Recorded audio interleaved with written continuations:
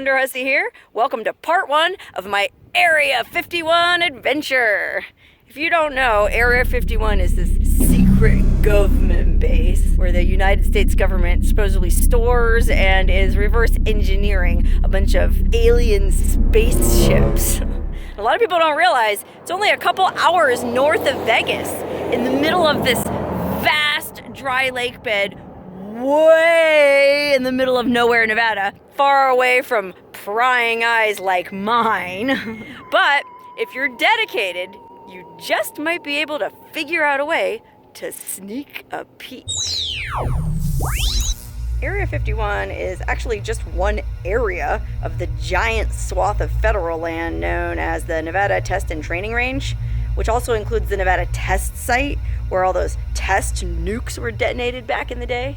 Which, by the way, you can sign up and take a tour of the Nevada Test Site right here at the Atomic Testing Museum in Vegas. It's free. They do these bus tours once a month. You have to sign up pretty far in advance because they book up quick, but they bus you up to the test site and they even let you out of the bus at a bunch of different sites where they blew stuff up back in the day.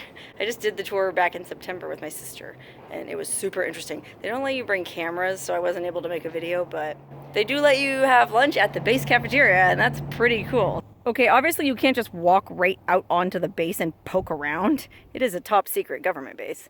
So the closest you can get is to go to this little town on the border of Area 51 called Rachel. Okay, when I say this place is in the middle of nowhere, I am not kidding. Look at that. I mean, any place that uses Tonopah as a reference is pretty friggin' remote.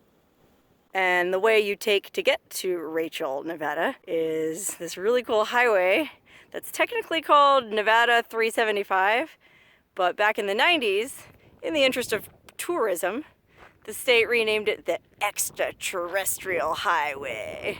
And look at that cool ET font they used. All the highway signs look like this now.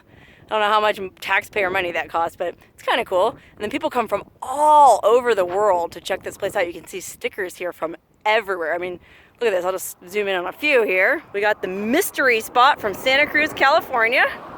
Santa Cruz in the house. Oh, look, here's the Gem State Stencils. Idaho is here. Here's a bike shop from Vegas. Oh, look, Seattle. Oh, it looks like folks come from as far away as Uranus. Oh man, there is so much crazy stuff. Stickers on this. I better add one of my stickers now just so people know I was here, especially after this video.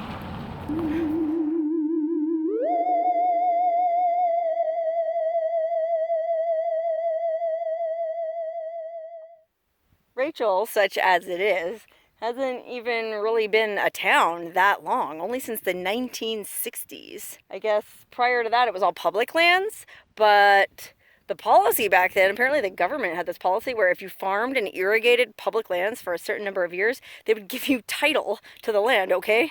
So this guy, Delbert Clois Day, farmed and irrigated a bunch of land in this valley, and I guess did it for the requisite number of years and ended up getting title to all this land, and he started this town. And now he's buried here in the town cemetery. Look, they even show like he was in World War II. He served in World War II. He was born in 24, died in 97. And in between those 2 years, he founded this whole town. But yeah, look at this graveyard, man. There's only like 5 graves here. It's kind of sad. Okay, these look real old-timey, like they must be the pioneer settlers, maybe? But I mean, what pioneer? Town wasn't even founded until 1960. Oh, wow. Look at this really cool tombstone on this grave. Ellen Moody. Oh, I love it, man. That's a really neat grave marker, piece of wood like that. They left her a little rose. That's cool. Look in here, though. This one's all fenced in. I wonder why. Rosalie Wimmer and Frank A. Wimmer. Aww. Okay, so there's only about 5 graves in this cemetery, but look at this. This is a memorial, not a grave, just a memorial, to the little girl that Rachel is named after. The town of Rachel, fun fact for you here, used to be called Sand Springs when that guy, D.C. Day, started the town. But I guess in like the 70s, the 1970s, you know, business was booming. He got title to all the land. There was a big tungsten mine that might still be operating, I'm not sure, somewhere in this area, operated by Union Carbide. So there was a bunch of people working that mine, and this was the closest settlement to that. And the town had just gotten power for the first time. It was on the grid. So people were feeling pretty optimistic here in Sand Springs and thought that they should have a better name than Sand Springs. So then when the first and only baby was born here, this little girl named Rachel, they decided to just name the town after her because everybody was just feeling so optimistic about the population boom in Rachel, or Sand Springs. So cute. Now you might have noticed looking at this plaque that she died really young. Well, apparently her parents didn't stay in Rachel very long. They moved to Washington State, and she died when she was only 2 years old, a little over 2 years old, of a respiratory infection. And they think it might be because, well, this is what I read on the Rachel website. They have a really cool website, by the way.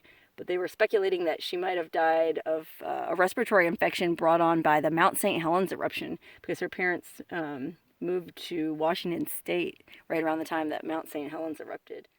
So sad. She's so cute. But hey, she's kind of famous now in a weird way. I mean, most people don't know that Rachel, Nevada was actually named after somebody. And I've been up here probably 5 or 6 times, and I never knew this little plaque was here and the whole story behind it. So, little Rachel, you'll always live on in our memory. By the way, it says here that her father delivered her at home, which is kind of crazy. But then again, it's not really that crazy when you look at how friggin' far we are from a hospital. Okay, nowadays, the only thing going on in Rachel is this little bar and grill called the Little Ailey Inn. They're trying to capitalize on the whole Area 51 alien hunting thing. It's actually a really cool bar, though. I've been here a number of times, but I've never made a video here, so I'm really excited. I'm also really hungry, and they serve delicious alien burgers, so I can't wait to go have one of those. Personally, I love it when towns just embrace their shtick and don't try to fight it. Like, look at this. The Little Ailey Inn. And they got, uh-oh, somebody's UFO got impounded. Oh, not again. I told you not to park on my planet. And then look over here. Ooh, what could this be? Guess what, guys? I hate to disappoint you, but it's just another environmental monitoring program. Just measuring the weather, that's all. Yeah, right. Look, it even says here on the door of the alien, all species welcome, so I guess that includes us. Before we go in and have a bite, let's just look around the outside of this crazy place. Okay, here's the entrance to the world famous Ailey Inn, Little Ailey Inn. So cute. I love how it's called the Little Ailey Inn, not just the Ailey Inn. That's cute. Look, it says here on the sign, alien tequila and a famous alien burger. I cannot wait to try that, but before we go in, let's just make sure we see all this interesting graffiti and stuff that's around the front of it. So cool. And somebody really spent a lot of time on this graffiti. Nice work. You know, they got this really cool fire pit out front for when it's warm in the summertime. Sit outdoors. Oh, look, there's a historical marker about it. What does this say? The Groom Mining District. Oh, it just talks about the mining history of the town. I mean, if you guys are interested in reading it, I'm going to go ahead and let you pause the video and read it. I don't want to stand here for the whole time. Oh, wow, look. Plaque was placed by the Quajo posse. I have this weird fascination with Quajo in my other videos. I won't get into it now, but he was a really interesting historical character. Look him up. Look at this guy. Welcome, Earthlings. And then look up here. Ah, self-parking. Where did I park my UFO? Oh, that's right. I parked it right behind me. Oh, and then check this out. The movie Independence Day shot some footage out here, but they placed a time capsule. They buried a time capsule in the ground here. I think they marked it with that little alien mosaic. Really interesting. I don't know when it's supposed to be open. Oh, it's supposed to be open in 2050. So it's not even that long from now. What is that, like 32 more years? Oh, dang, I should still be around to see that. That's cool. I wonder what's in it. I mean, I don't know what year Independence Day was made, but back in the... Oh, it says here, in the 90s, 96. Whoa, I bet there's all kind of cool stuff in that time capsule from 96. Probably some episodes of Friends, some acid wash mom jeans, you know, a bunch of cool stuff. Okay, now let's go get lunch.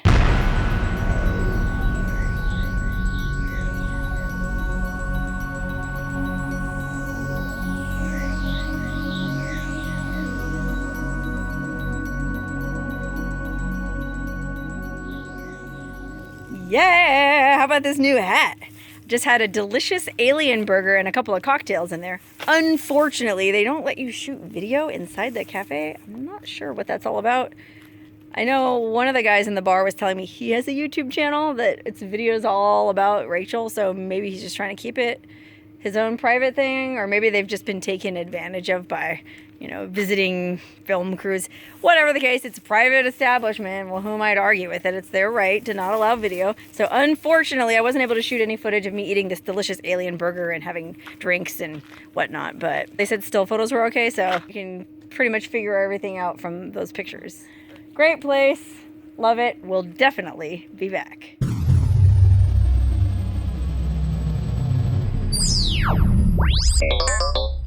Okay, so we cruised out to look for that, you might have heard of the Black Mailbox. It's this kind of iconic, infamous rancher's mailbox sort of near Rachel that UFO buffs and alien spotters would come write their names and initials on and stuff. Well, apparently the mailbox has been taken out. The rancher got tired of all the vandalism, so he removed the mailbox.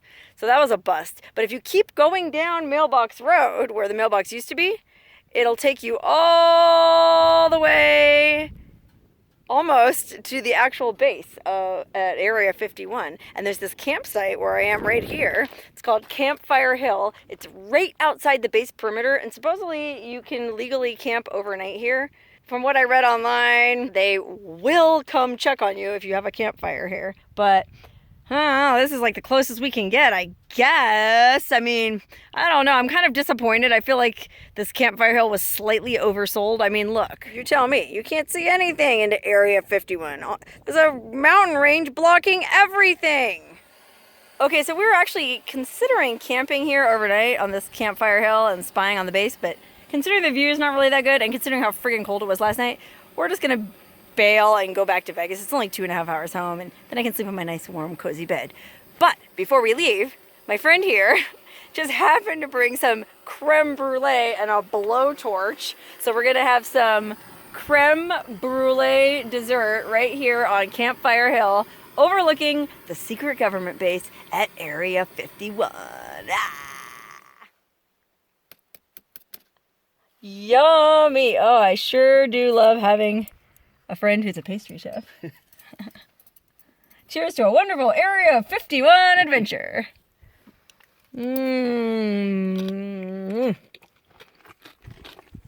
Yum.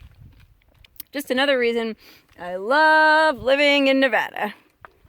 All these beautiful vistas, all this crazy history, and all these amazing chefs. Man, I sure do wish there was some way I could see inside Area 51. Wait, maybe there is a way. Stay tuned for the next part of my video.